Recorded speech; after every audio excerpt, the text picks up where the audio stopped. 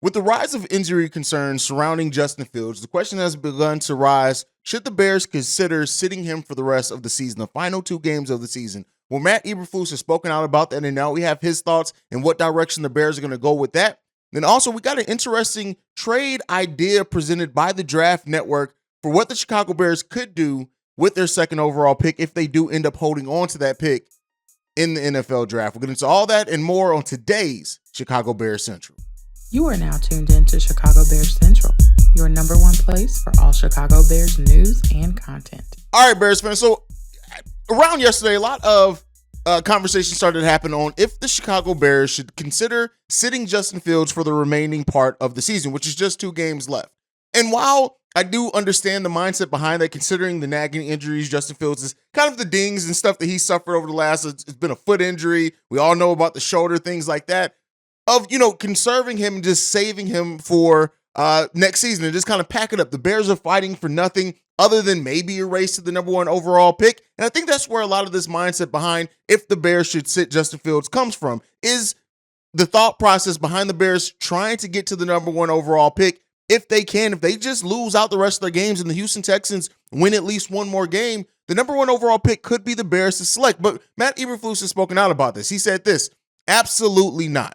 We got to get better. We want to improve. We want to get our team. We want to see where we are. The last few games matter. They're divisional opponents to us. Very important to our football team to see the competition, to the guys compete against our division. And I think it's most important for each man. It's important for each unit. It's important for our football team.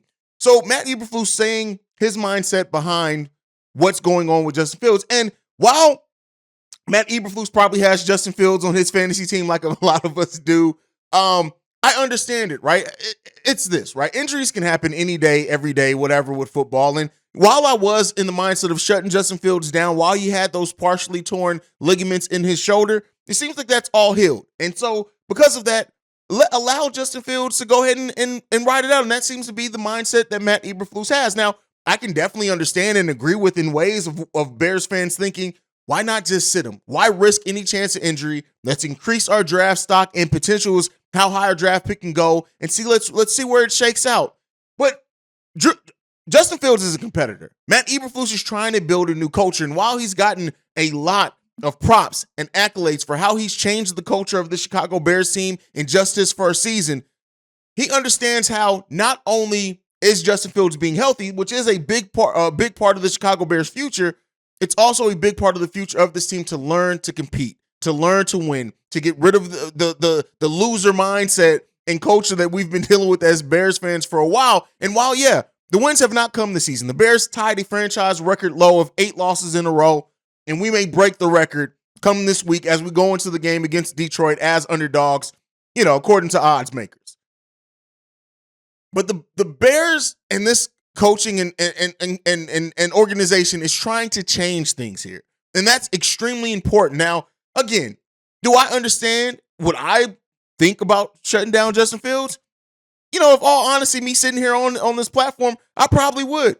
Because not only is it the preserving of Justin Fields, it's also the tank. Embrace and protect the tank. But we'll talk about that in a little minute. But at the end of the day, it's this. The Bears are going to do what they're going to do. They're going to let the chips fall where they may. I think now, statistically, the lowest we can fall in the draft is top 5. So we're assured a top 5 pick of nothing else. And we'll talk about what the Bears could do with that here in a second. But, Justin Fields is one of the most electrifying players in sports today. And I know I stole that phrase from The Rock, but it is what it is. And he is that. And as we look to improve this season, and like I talked about in yesterday's daily episode, not only do I think the improved talent on this team is going to impact Justin Fields and the players, I think it's also going to make Luke Getsy not be as restricted as he has been in play calling, and hopefully help fix some of his lackadaisical and whack-ass play calling we've seen from him over the course of this season as well. So it just, at the end of the day, it's this. Yeah, I understand it. Yeah, I wouldn't mind it.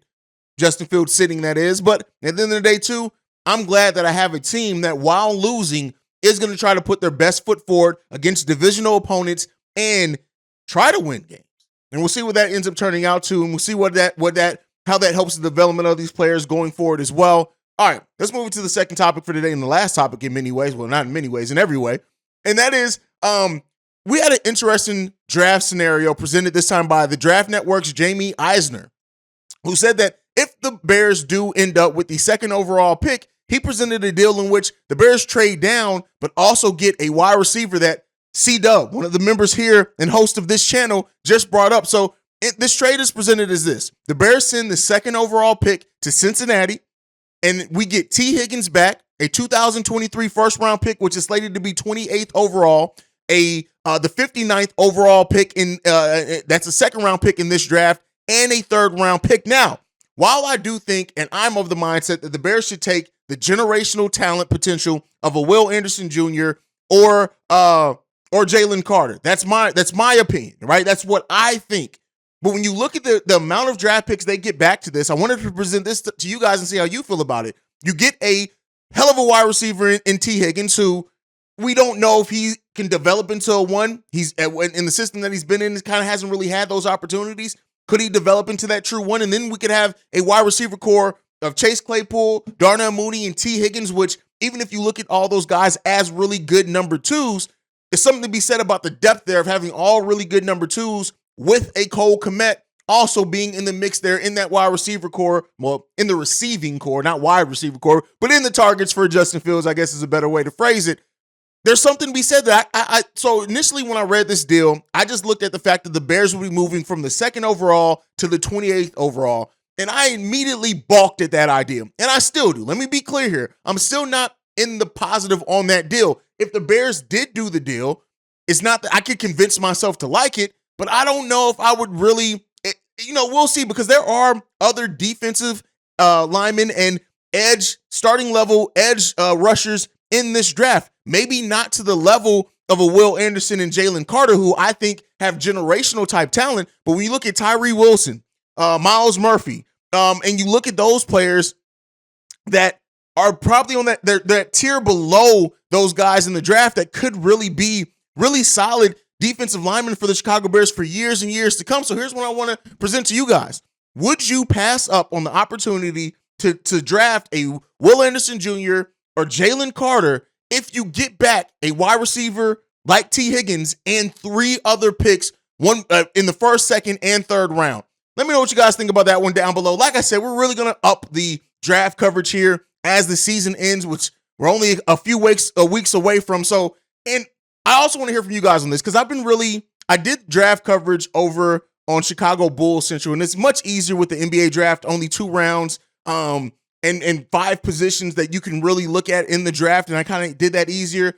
How would you guys like me to do the draft coverage? Would you like me to do picks based off tier, picks that could go with the first round, picks that the Bears could go with the second round? Would you like me to just do overall prospects I like for the Chicago Bears? Let me know. I'm trying to wrap my head around exactly how to deliver this draft content for you guys, and what better people to tell me how you would want it other than you guys. So make sure you guys signed off on that below. You can leave it in the comment section. You can also call into the voicemail, which we'll plug here. If you want to leave in your voicemail or email us about it, we'll plug both at the end of the show. But that is it for today's daily episode. A little bit of a shorter episode. If any other news does drop, be tuned in and subscribe here as well, as we're trying to get to 4,000 subscribers. Because we'll be the first place to drop the news as soon as it lands. So make sure you guys are tuned in for that. But otherwise, make sure you're following the show at Shy Bear Central on every social media platform. You can also send us any feedback, questions, comments, concerns, chicagobearcentral@gmail.com. Lastly, if you want to leave a text and or voicemail, the number to do so, 773-270-2799. We are the #1 spot for everything Chicago Bears related. And like I like to end every episode on, bear down. Love you guys,